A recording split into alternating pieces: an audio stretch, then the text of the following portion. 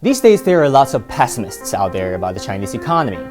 Will China experience a lost decade of zero growth like Japan did in the 90s? Or is China headed for a hard landing altogether? Well, people can speculate all they want based on different metrics and methodologies, but we thought it'd be helpful to look at some data and some new policies coming out of this year's NPC, China's top legislature.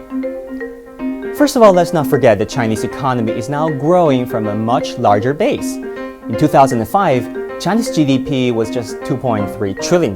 Now, it is around $10.5 trillion. 11.3% growth in 2005 amounted to more than $255 billion, whereas 6.9% growth last year amounted to $725 billion. So let's do the math. With half of 2005 growth rate, the year 2015 actually produced nearly 3 times the wealth. Now, at this year's NPC, China set its 2016 GDP target at between 6.5% and 7%. Beijing thinks that will be enough to absorb the new labor force coming into the market. You may have noted that this is the first time China set a range, not a specific number. That is hoped to discourage goal-obsessed local Chinese authorities from massaging their data to meet the growth target. Now, export is another component of China's GDP. After missing last year's trade target, this year the Chinese premier did not even bother setting a target. And many economists think that was a realistic move. After all, in an interdependent global economy, it's hard enough to control one's own economy, let alone the rest of the world. Now the question is, how will the Chinese government respond to its slowing economy? Will there be more stimulus? Well, the answer is yes and no.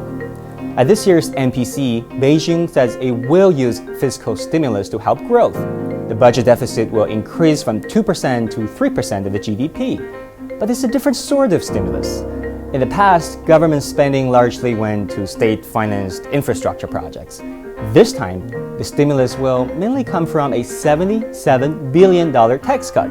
So for example, a high-tech startup in Beijing or an internet company in Guangzhou ideally should have more money to spend and hire, a concept Beijing calls supply-side economics. On the monetary side, China will increase money supply from 12% up to 13%. Of course, there needs to be government oversight to make sure that this extra cash mainly gets invested where it can do the most good, in small businesses that can create more jobs.